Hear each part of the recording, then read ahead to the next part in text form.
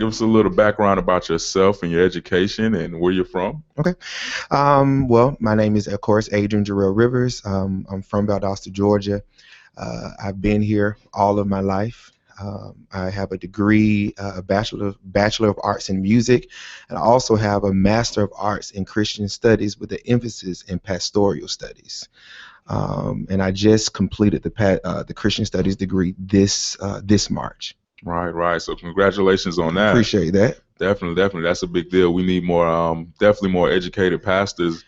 We can never have enough of those. Not saying that there's anything wrong with not having education, Right. but that definitely, exposes your ministry and the people who are part of your ministry to a lot of different things. And that's the reason I went. I went Right. to, I did the Master of Arts in Christian Studies, not for me, but for the people that I serve, to be able to educate them.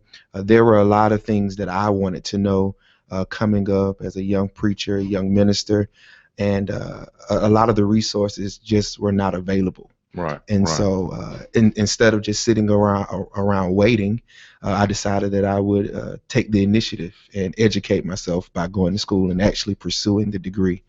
Absolutely. Now, how long have you been a minister, ordained and everything? I have been ordained since the age of 17. Wow. And I'm 28 now, so Wow. about 11 years. No, actually, I'm sorry. I rededicated my life to Christ at 17, and then I've been preaching since I was 21. Okay. It's crazy. Funny thing about it is that I actually preached my first message at 6. Right. It was at Faith Tabernacle Church of God in Christ, Okay. with Elder Bartow Williams and Mother Lucille Williams, who are here in Valdosta. Okay. And they get, the men were, the story is the men were supposed to preach. The men were supposed to preach, and I heard the announcement.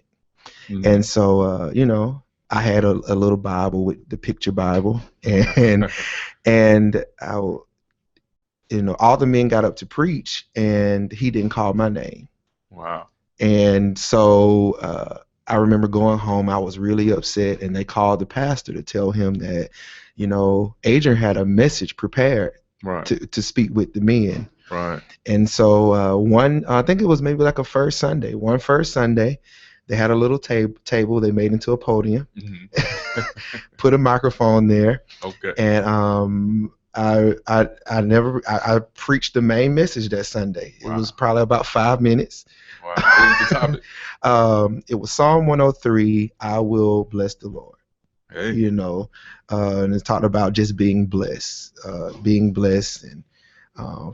and then the part of it was, forgetting not his benefits, and I was Right. talking about that. So that was my start Right. of preaching. Of course, I strayed away teenage years, but Right. But definitely that was your foundation. Yeah, but that was my foundation. Yeah. Right. That's good. So tell us about your church now. We talked about where you started from, and you said you strayed away as a teenager, but you definitely clearly came a long way as you talked about a little bit about your education and your background. But tell us about your church today. Well, in 2009, I just felt it impressed in me to start a ministry. At that time, the ministry was Life Cycle Ministries. It evolved out of an outreach ministry. Right. So it was a Life Cycle Outreach Ministry. And the idea was to go to different cities and inspire others. But then there became a problem with me and my team. The question was, where are they going to go once you finish ministering to them? Okay. And I didn't have the answer to that question because honestly, I was running from being a pastor. Being a pastor was not in my life plan. It was not in the plan of things to do for my life. And so I really just kind of obeyed that call, and now the church name has evolved to Kingdom Builders Deliverance Center, which is to show how the church has evolved from Life Cycle to what it is now. Not that we're going to constantly be changing the name, but I never really I never really named the church. I just called the church Life Cycle because that's what I was doing before. Right. And the vision and the mission, we already do Kingdom Builders mission. Okay. So it was just putting a name with the mission of the church. Okay. And the word deliverance, really means to bring into a safe place. Mm-hmm. And that's what, my idea is. People are tortured by emotions or past things, and the idea is to bring them into this place or this ark of safety to heal, to be restored, and Right. to learn.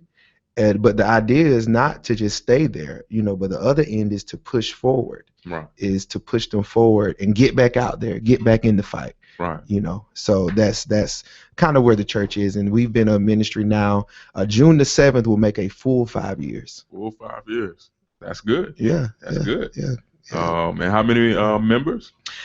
Well, sometimes it's hard to count because some people never come up to do the right hand of Right. fellowship. Right, But right. I will say we started out with my brother Reginald Range, my mother, and my other two brothers, Joshua and Austin, and my cousin. That was it. Right. We had one member to join, Mm-hmm. 2 members to join that year, and then we moved into another church, 30, and so now it's about 100. I think it's 100 members at the church. Right. Now, I've had the pleasure of getting a tour of your church last year. Late last year, you took me on a tour because this church, and I want people to know that you built this church from the bottom up, right, by yourself. I mean, and your family and friends. Yeah. So tell us just a little bit about that. I know it's a long story, but Right. Just tell us a little bit about that, because I think that's important, and people need to understand that. That took a lot, and that took a lot of vision and trust. Mm-hmm. And I know we talked about it in the past, but share a little bit about that. Well, one day I woke up and decided that it would be great if we had a bigger building to do more things, Right. For more ministry, more classes, and saw this building, sitting up, run down. It was, matter of fact, I remember after church, I told the church we're going to go see the building we're going to get. And there were only about 2 or 3 people that were excited, and everybody would say, "Pastor, I can't see it. I cannot see it." I mean, there was no light. There were no lights. There was no air conditioner. There was just nothing. It was glass all over the floor. There were bugs. I mean, the building's a warehouse. It's been sitting up for like 7 years. Right. No one's done anything. Right. And the only thing the company had done was put a new roof on it. We worked out a deal with the company and with us where we remodeled the church as we've gone along. And we've extended it, and we put classrooms and conference rooms and still building, still decorating. But, we came from just coming together. I mean, one person couldn't do it. I couldn't do it by myself. And I always tell my church that this is our church. This is not just my church. This is our church. We are the church. And this is the building that we choose to worship in. And so we have to work together to make it better. And they have done a great job. Absolutely. And I just want to thank you because we need more people to step up and really build something in the community. You added something definitely special and unique, and I think it's going to be around for a while. Just looking at the foundation that you've built it on. Now, can you tell us about some of the ministries and programs that your church provides? Just a few things. Okay. We've recently, I can't remember, maybe last year, started our Christian education program. Right. And the design of that, first of all, was to have the church open from Sunday to Thursday. Not to say that everyone had to be there every day, right. But sometimes people work on Sundays. Mm-hmm. Sometimes they work at night. Sometimes they work on Wednesday. Mm-hmm. And so it's to have a day where you can come to something during the week. Mm-hmm. We have classes, new converts, new discipleship. We have different things on different days. Wow. We just recently started we call it a wellness ministry. Okay. And it's current. It's in progress, and we have a mentorship program that goes with that called Forever Friends Mentorship. Okay. And the idea is to mentor children, mainly teenagers, the very critical age. Whether we want to admit it or not, the children are being mentored, but they're being mentored by the wrong source.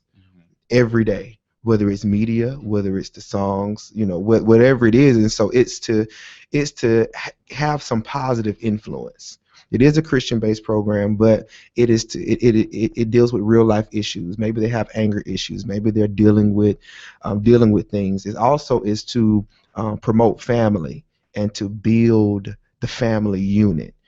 Maybe something is taking place in the family unit, and there needs to be some restoration. I believe that you can come to the altar, but sometimes you just need to have a conversation. Right. We can come together and pray, but sometimes it's about confession. Mm-hmm. And sometimes you have to sit down, talk about the issues, get rid of whatever the hindrances are, and then we can come together and we can pray together. And so those are some of the programs we have. We have an outreach program where we participate in domestic violence and other things. We just had a type of program last year where we kind of fed families. We went on the south side of town, and we brought the band out there and the singers out there, and we prayed, and we fed them, and we just fellowshiped and offer Christ to them. So those are some of the things that we do now. And there are many more things I could talk about, but those are some of the highlights of some of the things that we do. Absolutely.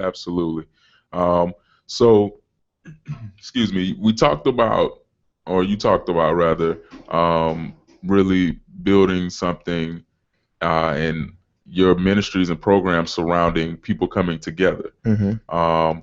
And also, I think that there's an important aspect to that, and that's families. Mm-hmm. We know that in the African American community, that families, the family values, is definitely something that's dear, mm-hmm. That's very important, that allows us to move forward.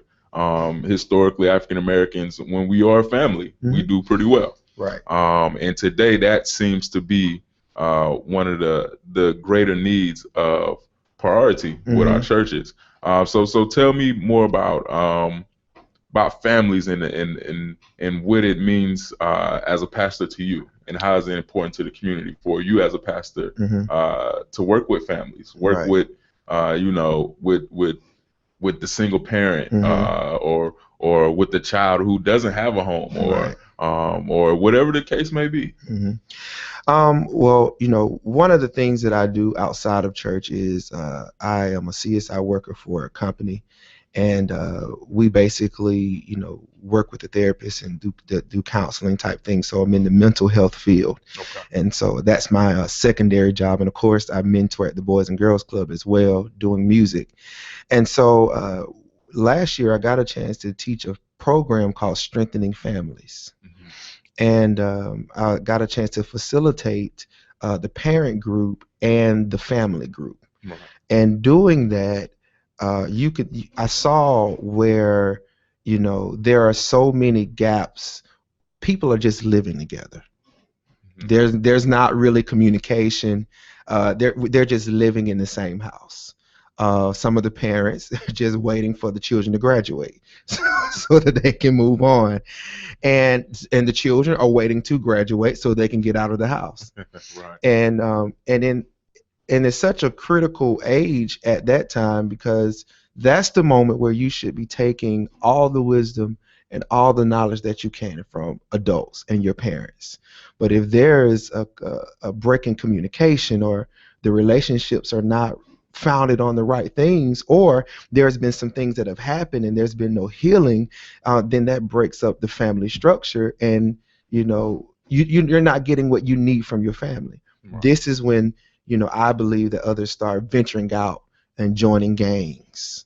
Mm-hmm. They start making them a family, right. Finding them a family, right. And that's not in every case. Right. It's not in every case, but it is there.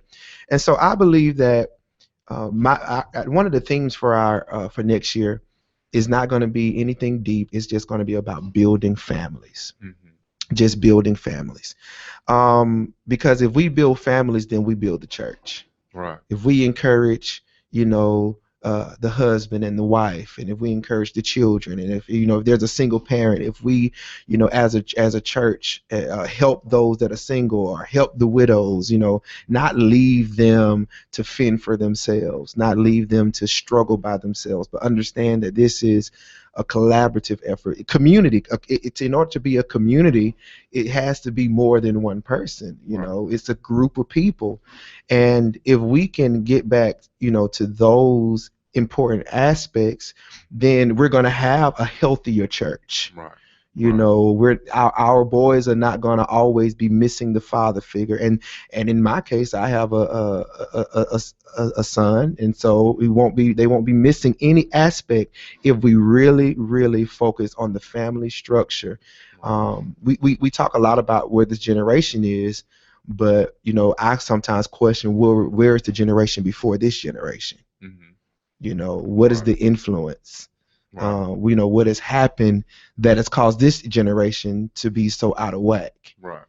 So that's how that's my idea on the importance of the family. It affects everybody. It affects the son. It affects the daughter. It affects the father. It affects the mother. It affects their relationship. It affects the marriage. It affects everything if the family structure is not healthy. So my idea is, it's not total my skill set, but there are a group of counselors that are at the church, is to build a program and that will not just for our church, right, but people can participate too. And there are other great programs already here in Valdosta that do the same. Right.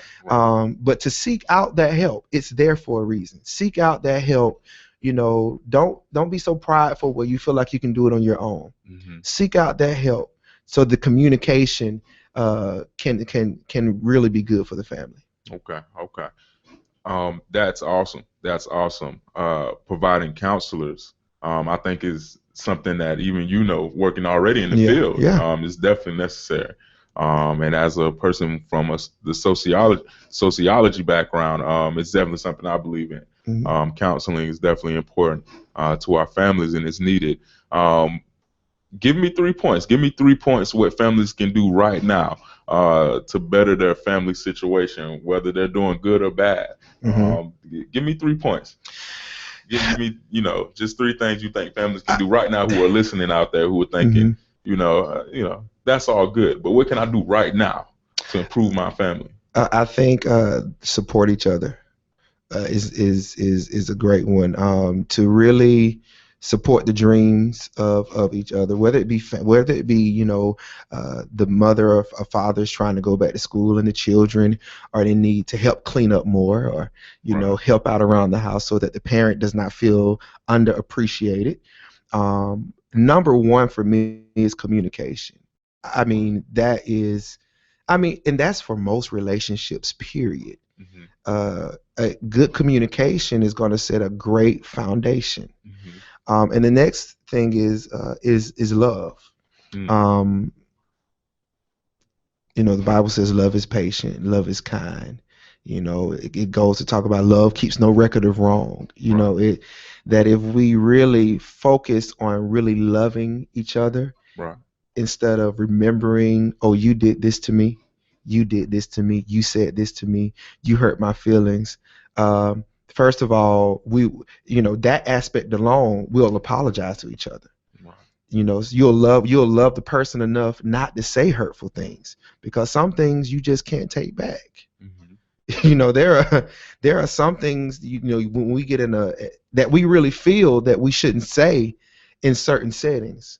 So if there is the support for one another, if there's the communication amongst each other, and if there is the love built on a foundation of love, spending time together, going on family vacations. I know it's in the movies, but I think that should happen. Having dinner together, something that I learned from somewhere, and I practice it. And I won't act like I do it all the time, but sometimes me and Jackie will just put our phones down and we'll eat together. Have a conversation. That's important. Just last night, he asked me why was I torturing him. Because he was ready to get back on his phone. Because you wanted him to sit down. Because I wanted him to sit down, and he finished eating before I did. And so he was ready to go back and watch TV. But I did that because let's talk about your day. Right. I'm Right. busy. I'm working. You're doing your thing. You're on your phone. I'm on my phone. You know, Right. you're on Facebook. And let's take a moment and let's put our phones down and let's have a conversation. I mean, it don't take us but 15, 20 minutes to eat. We can at least spend 15, 20 minutes talking about your day. Right. And that opened up a dialogue of communication, you know, where there can be trust. I mean, just because you're family don't mean you trust each other. Yeah, that's true. That's true. You know, so Yeah. that's rebuilding, you know, seeing where the family structure, the weak areas of the family structure, and really focusing in and rebuilding those. Okay. Okay. So you heard it: support, communication, love, and really eliminating those distractions, Yeah. and coming together, and you know, whether we're talking about at dinner or on a family vacation, Right. we need that time.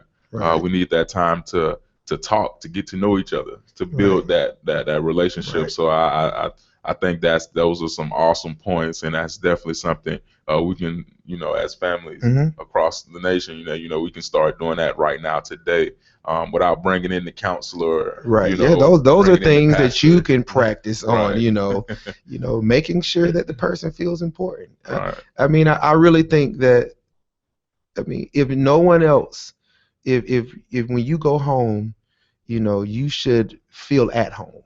Mm. You know, when you go home, you should feel at home. That is the one place you feel safe. Right. Right. You know, Right. you've been in the world all day, you've been at work, or they've been in school. That's the one place where you can let your hair down, you can be you, and you can feel safe and you can feel supported. You don't have to seek out anything else. Absolutely. Absolutely. Yeah. Well, there you have it, Pastor Adrian Rivers.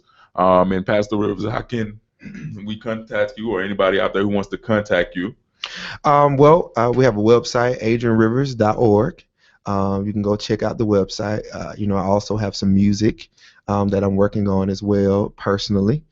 So you can buy some of the music. Facebook, of course, is one. The church has a page. Right now it's Life Cycle Ministries, but it will be Kingdom Builders Valdosta, where they can seek that out. We're kind of in the middle of that transition because the name doesn't officially change until June the 1st. Right. We're located at 706 East Rogers Street here in Valdosta. And you can, on the website, you can put in a prayer request. It goes directly to me. Okay. On Facebook, you can put in a prayer request. It goes directly to me. Or you can just stop by the church. Wednesday night, we have a wow service, which is worship on Wednesday. Okay. From 7:30 to 8:30, sometimes 9. And you can come there. I'm always there early, and I always leave late. All right. All right.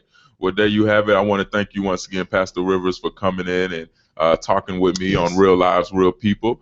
And once again, if, like I said, you know, we definitely have some work to do in our communities, and building some good things. So this, what this young man is doing right here, I think is awesome. So if you get an opportunity, you're in Valdosta or in the area, definitely visit his church. And I think he's doing some great things in the community. So I want to thank you once again, Pastor Rivers, for being on this segment. Right. And, thank you for inviting me. It's kind of an honor. Thank you. Thank you. So once again, Real Lives, Real People. See you later.